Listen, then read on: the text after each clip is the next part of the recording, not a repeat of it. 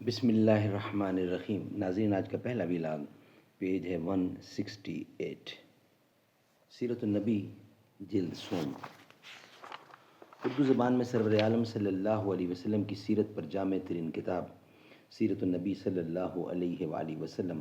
Writer ہیں اس کتاب کے علامہ شبلی نعمانی رحمۃ اللہ علیہ، علامہ سید سلیمان ندوی رحمۃ اللہ علیہ۔ جلد سوم۔ بسم اللہ الرحمن الرحیم۔ الحمد للہ رب العالمین والصلاة والسلام علی سید المرسلین وعلی آلہ واصحابہ اجمعین۔ جگنوں کی روشنی ہے کاشانہ چمن میں، یا شمع جل رہی ہے پھولوں کی انجمن میں۔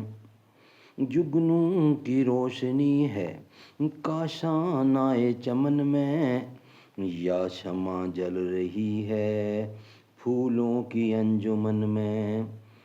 آیا ہے آسماں سے اڑ کر کوئی ستارہ، آیا ہے آسماں سے اڑ کر کوئی ستارہ، یا جان پڑ گئی ہے مہتاب کی کرن میں۔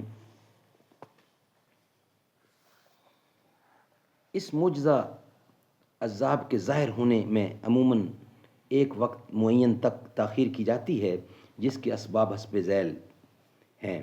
نمبر 1، یہ معجزہ عذاب اس وقت تک ظاہر نہیں ہوتا جب تک آیات ہدایت سے قوم کے تمام صالح اجزاء اس کے فاسد عنصر سے الگ نہیں ہو جاتے، اور مومنین اور کافرین ایک دوسرے سے پھٹ کر جدا نہیں ہو جاتے، اور رسول کو بقیہ عناصر کے ایمان سے قطعی مایوسی نہیں ہو جاتی۔ حضرت نوح علیہ السلام نے ایک طویل زمانہ تک اپنی قوم کو دعوت دی، اور اس کے بعد نا امید ہو کر انہوں نے آخری معجزہ کی دعا مانگی۔ رب لا تذر علی الارض من الکافرین دیارا انکا ان تذرہم یضلوا عبادک ولا یلدوا الا فاجرا کفارا۔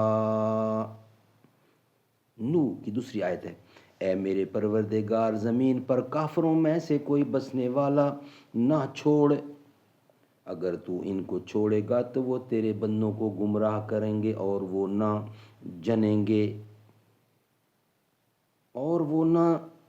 جنیں گے لیکن فاجر اور کافر کو۔ اس کے بعد طوفان آیا اور قوم نوح کو بہا لے گیا۔ اسی طرح حضرت موسیٰ کو جب فرعون سے پوری مایوسی ہو گئی تو انہوں نے دعا کی۔ انشاءاللہ یہ دعا جو انہوں نے کی ہے وہ انشاءاللہ ویلاگ نمبر 2 کا ہم حصہ بنائیں گے۔ ویلاگ نمبر 1 ہمارا کمپلیٹ ہوا، ویلاگ نمبر 2 میں آپ سے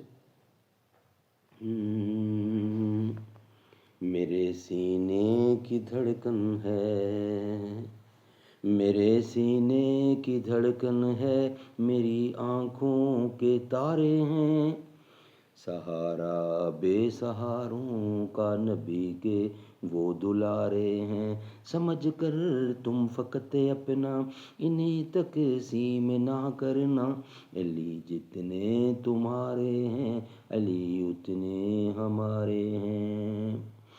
فلک سے جو اتر آیا زمین کا وہ ستارہ ہے، جسے سمجھا نہیں کوئی خدا کا وہ اشارہ ہے، نبی نور خدا ہے تو علی نور نبی سمجھو، نہ اس سے کم گوارا تھا نہ اس سے کم گوارا ہے، میرے سینے کی دھڑکن ہے، میری آنکھوں کے تارے ہیں۔